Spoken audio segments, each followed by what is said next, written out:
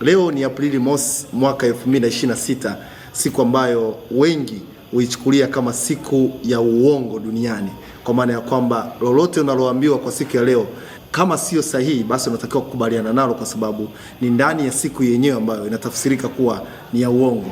Naitwa Arnold Kailembo, nikiwa hapa Westlake.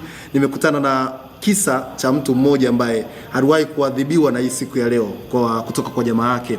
Wakati akiwa kwenye harakati za kufukuzia kazi, alikutana na mtu ambaye aliitumia siku ya leo kuendelea kuongeza pengine maumivu kwenye sehemu ya maisha yake. Unataka kujua nini kimetokea?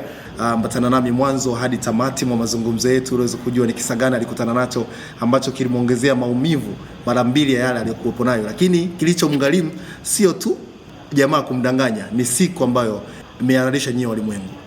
Shwari kabisa. Ushawahi kudanganya wewe? Sana kabisa. Tunapoizungumzia siku ya wajinga duniani, wewe unaelewaje? Tunapoizungumzia siku ya wajinga duniani, ni kitendo cha udanganyifu, yani kumdanganya mtu yeyote yule. Nje ya kamera umenitonya juu ya jambo ambalo likusibu katika siku kama ya leo. Tuambie ilikuwa kwaje?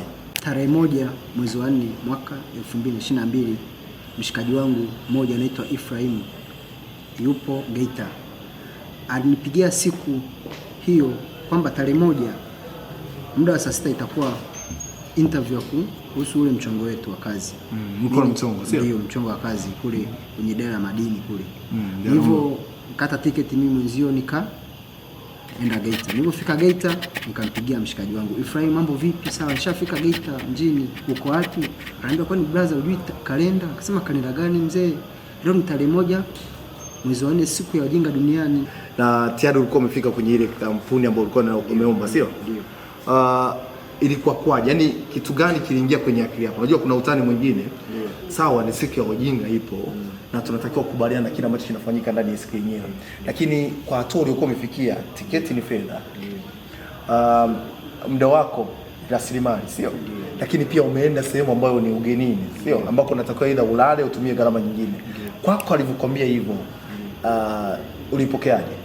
Kwa kweli niliumia sana nilivyosikia kwamba ni siku ya wajinga duniani, kwa sababu nilitumia hela nyingi sana ili kuwahi muda. Pia nilifanya vitu vingi karibu, baadhi ya vitu nilikuwa nimewekeza nje ya kazi yangu, naona. Sasa nikawa nimeuza, kwa mfano nilikuwa nimefuga nguruwe 2, nikauza kwa ajili ya kupata hela ya uhifadhi wa siku ngapi, 3 au 4 nitakazokuwa nasikiliza huo mchongo. Nilivyoambiwa hicho kitu niliumia sana.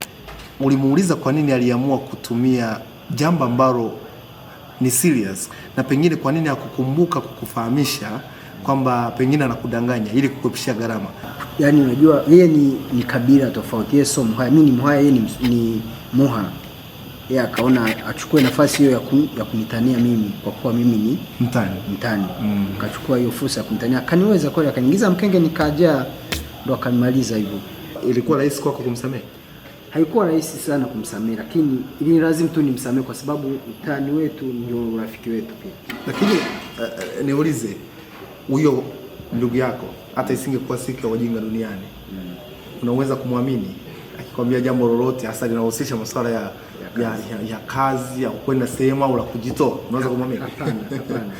Siwezi kumwamini hata kidogo. Siwezi kumwamini hata. Kwa nini? Kwa sababu nakumbuka maumivu ya pale mwanzoni. Kwamba wakati wewe unampigia simu asubuhi, ulikuwa wapi? Wakati nampigia simu nilikuwa hotelini. Ulifanya nini? Uliamua kurejea Bukoba au ilikuchukua muda au kuna nini ulifanya?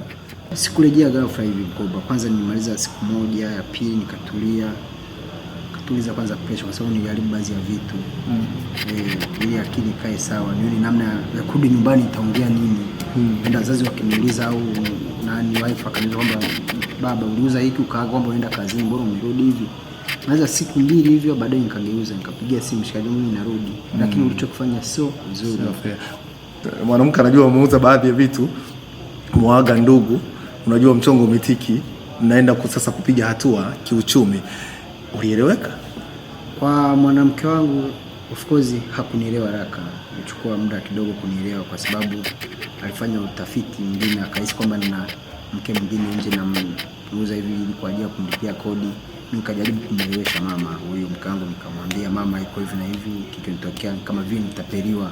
Kuna mshikaji wangu alinipigia kwamba kuna kazi imetokea, kuna vitu wewe njoo na kiasi fulani cha kazi cha hela, kwamba ukifika huku wewe unajikimu kwa matumizi. Lakini kadri za siku zilivyokuwa inaenda, mwanamke akazidi kuingia, ananiuliza na anaelewa, mwisho kama kunielewa, kwa sababu hiyo sio kaida yangu ya kuuza vitu. Nikaenda kufanya masuala kama hayo.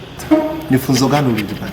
Funzo nililolipata, utani ni mbaya, utani muda mwingine ni mzuri, lakini kwangu mimi funzo langu ni yaani hiyo tarehe sitoisahau, na huwezi kudanganya tena au kudanganya. Kwa hiyo huwezi kudanganyika sasa. Siwezi kudanganyika sasa. Hata leo hujaingizwa mkenge? Leo nimeingizwa mkenge muda wa saa 12 nipigiwa na dada yangu, nikawa nipiga mchongo kwamba naona nimepata ajali, kaka naomba unisaidie hela fulani. Niingizwa mkenge kidogo, lakini baadaye nikausanua. Ulijua hii siku? Nilijua ndio. Okay, ni nini ambacho unaweza kuambia watu katika sasa kwa mantikio, unafikiri kuna haja ya kuwepo kwa hizi siku ambazo pengine kwa namna kwa hicho ulichokipitia ni kama sasa ungesinge tamani kama ingekuwepo hizi siku? Kwa hicho kitu nilichopitia, na mimi natamani kwanza siku endelee kuwepo, kwa sababu inakushtua afu inakuweka ukae makini sana. Unaweza kumdanganya mwingine mtani wako kabisa, mimi kwamba huyu kimdanganya kingia mkenge, atacheka, atafurahi. Lakini unafikiri kuna haja ya kudanganyana kiasi hicho, kwa maana ya kwamba kudanganyana kwa kiasi hicho cha kwamba usafiri uende sehemu utumie gharama, au pengine tunatakiwa kudanganyana katika hali ya kawaida? Hapana, hutaki kudanganya hivyo. Na mtu mwingine anaharibu vitu vingi kisa hicho kitu. Lakini mwisho wa siku unamharibia kabisa maisha. Hutaki kudanganya hivyo. Tani vitu vidogo tu, lakini si mdanganya. Unakumbuka kwa sababu mlikuwa mnafukuzia mchongo, kuna huko mbeleni mchongo ulitiki au uliamua kuendelea maisha yako? Amna, niliamua kuachana nako huko. Sasa hivi niko Bukoba Westwick. Unapiga kazi? Napiga kazi. Okay. Ndio. Mwana mshakutana tangu siku hiyo? Mwana tushakutana sana, na kwenye sendoff yake nilikuwa. Okay. Ndio. Mkaelewana? Tukaelewana sana. Mkala pilau? Sana, kwa sababu ni mtani wangu. Okay. Ndio. Bwana, aminia sana.